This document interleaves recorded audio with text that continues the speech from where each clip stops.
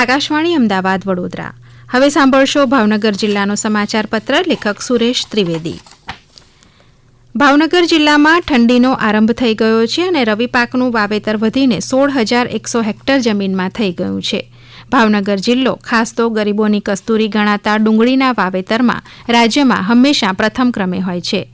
ભાવનગર સહિત રાજ્યભરમાં રવિ પાકનું વાવેતર શરૂ થઈ ગયું છે, જેમાં ડુંગળીનું કુલ વાવેતર 8,100 હેક્ટરમાં થયું છે.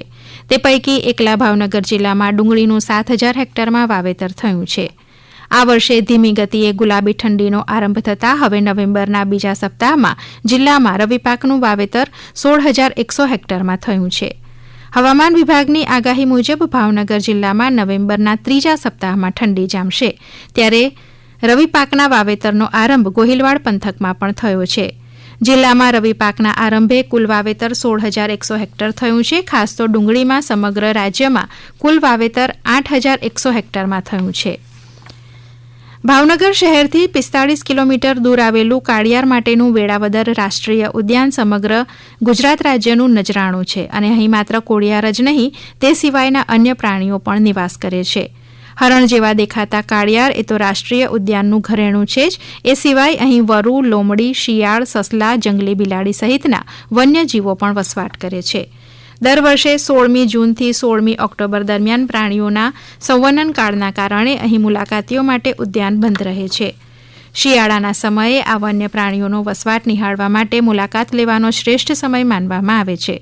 તાજેતરમાં જ ઉદ્યાન પ્રાણીઓના સંવનન કાળ બાદ ફરી ધમધમતું થયું છે.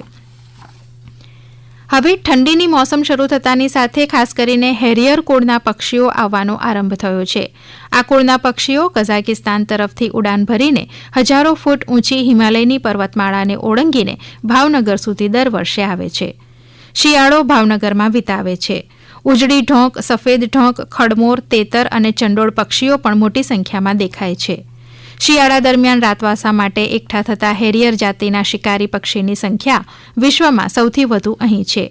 દર વર્ષે ઠંડા પ્રદેશોમાંથી વિહાર કરીને સમગ્ર દેશમાંથી ફક્ત ભાવનગર જિલ્લાના વેળાવદર ઉદ્યાનમાં જ સૌથી વધુ સામૂહિક રાત્રિ રોકાણ સાથે મુકામ કરતા યાયાવર પક્ષી પટ્ટાર પક્ષીઓની સંખ્યા પણ ખૂબ મોટી નોંધાઈ છે.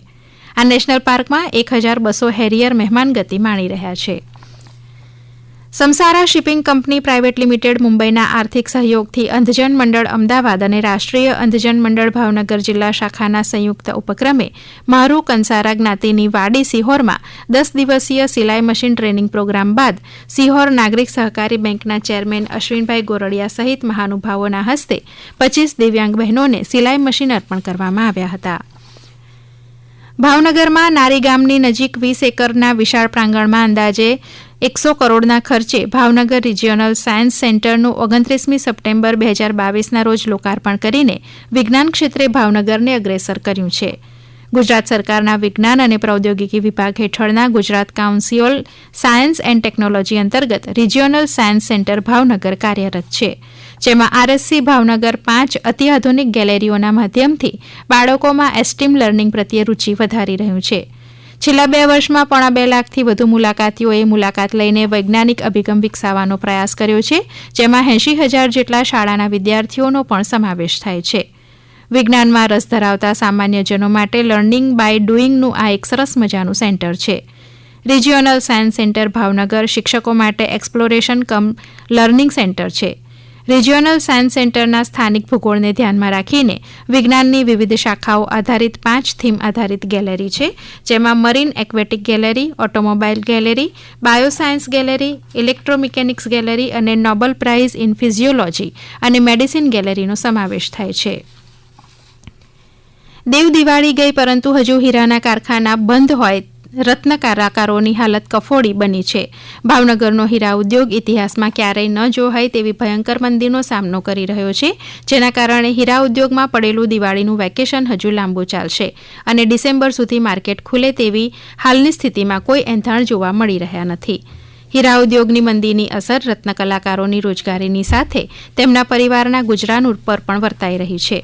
એક સમયે દેશ અને વિદેશમાં ભાવનગર જિલ્લાની ઓળખ હીરા ઉદ્યોગથી ઉજળી હતી, પરંતુ પાછલા 1 વર્ષથી હીરા ઉદ્યોગ તેની ચમક ગુમાવી બેઠો છે, જેના કારણે રત્ન કલાકારો માટે દિવાળીનો સમય હોળી સમાન બની ગયો છે. દિવાળી વેકેશન બાદ ઘણા કારખાનેદારો ઓફિસોમાં બેસતા વર્ષ લાભ પાંચમના મુહૂર્ત થઈ જતા હોય છે અને સામાન્ય રીતે તુલસી વિવાહથી દેવ દિવાળી સુધીમાં તો હીરા બજાર ધમધમવા લાગે છે, પરંતુ આ વર્ષે મહામંદીની લપેટમાં આવેલા હીરા ઉદ્યોગમાં હજુ સુધી દિવાળી વેકેશન ઉઘડવાના કોઈ સંકેત દેખાતા નથી. આપ સાંભળી રહ્યા હતા ભાવનગર જિલ્લાનો સમાચાર પત્ર. લેખક સુરેશ ત્રિવેદી. પ્રસારણ આકાશવાણીના અમદાવાદ વડોદરા કેન્દ્ર પરથી કરવામાં આવ્યું.